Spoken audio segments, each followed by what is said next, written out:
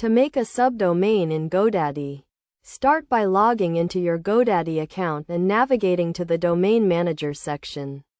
Here you will see a list of all your registered domains. Select the domain for which you want to create a subdomain by clicking on the domain name. Next, click on the DNS tab and then click on Add a Record. Select CNAME from the drop-down menu as the record type.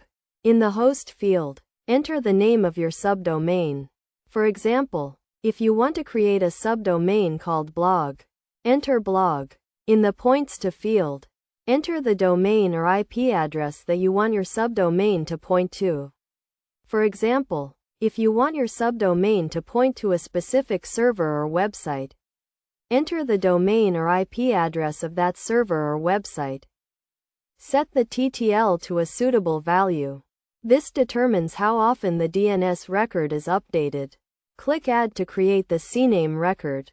It may take some time for the changes to propagate globally. To verify that your subdomain has been created correctly, go to the GoDaddy Domain Manager and click on the DNS tab.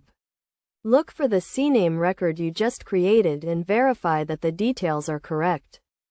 It is also a good idea to set up a subdomain forwarding. This will allow you to forward your subdomain to a specific URL or website.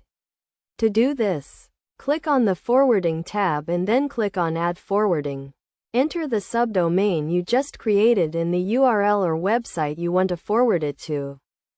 By following these steps, you can easily create a subdomain in GoDaddy and start using it for your website or application. Remember to always verify your DNS records and test your subdomain to ensure it is working correctly.